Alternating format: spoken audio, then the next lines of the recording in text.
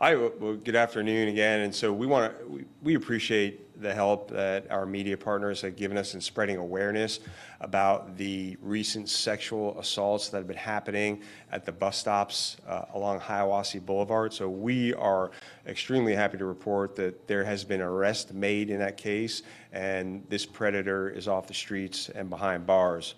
So on Wednesday night, our detectives arrested Nelson Odige, he's 30 years of age, on 15 charges stemming from the 4 different sexual assaults occurring between January 1st and February 25th of this year.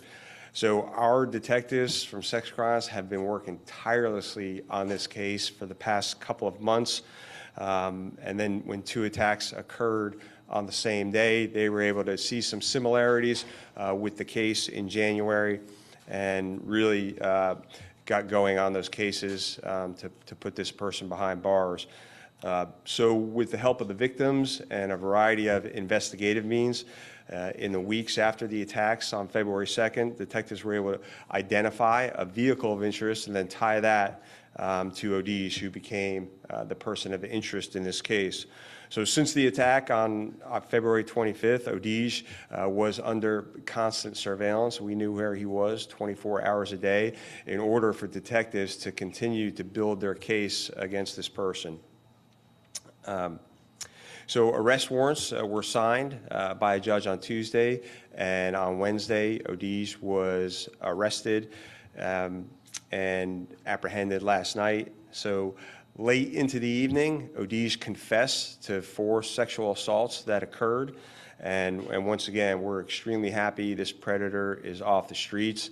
And I will also say that we're also asking if there may be any other victims who may have been afraid to come forward or concerned about their safety. Odige is behind bars on no bond. He's not getting out. But if you have information, if you were a victim and had not reported it yet, we want you to come forward, and we want to make sure this predator stays behind bars for the rest of his life.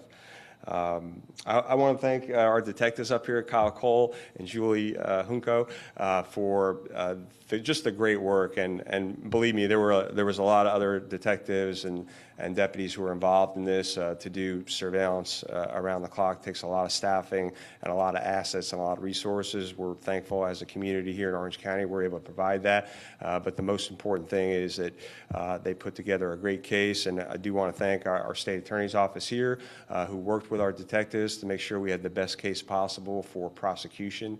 And we'll take a few questions. The arrest warrant's going to be released to you right afterwards, which will provide the bulk of the details you're looking for.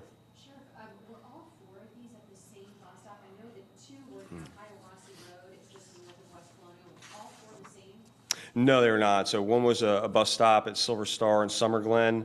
One was the bus stop Hiawassee and River Oaks. Actually, 2 were at Hiawassee Road and River Oaks, and then 1 was at Hiawassee and Hennepin.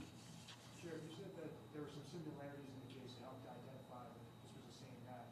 What were some of those similarities that tipped your eye to the fact that this was the same animal?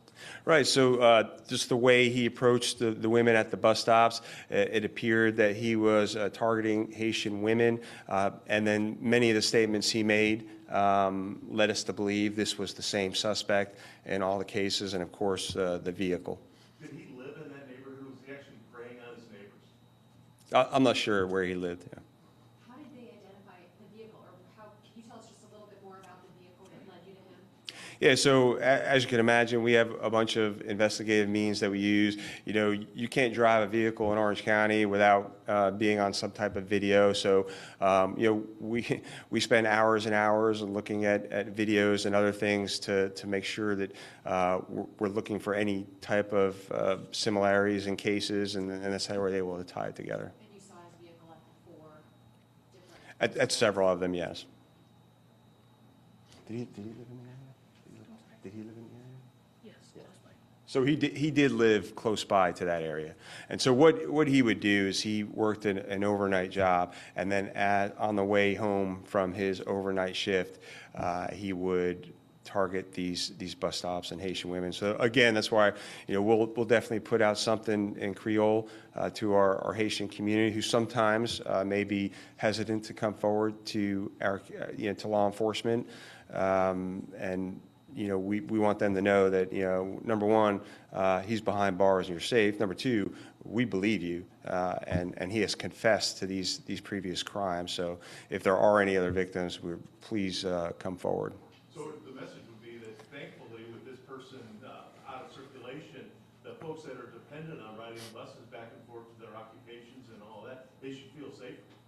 Absolutely, yeah. He's behind bars and no bond. Certainly, when people are out late at night or early in the morning, they always need to take precautions, but they can rest assured that Mr. Odige is not going to be harming them in any way. And he wasn't a bus rider, he had his own vehicle, this was just someone that was preying on people at the stop. That's what his MO was. He had his own car. He was on his way home from work, and that's when he would start, basically hunting for women at bus stops. There's no other way to say it. He's definitely a predator, and we're glad he's off the streets. Everybody good? Do you think there are any more victims? We have no idea. So we're very thankful. It takes courage to come forward for these women to report these type of crimes. And we, at the sheriff's office, our detectives, our victim advocates, they do such a great job. And we always start by believing our victims and really work hard on these cases to bring closure and to bring justice, for these women who were involved in these sexual attacks. All right. Thank you. All right.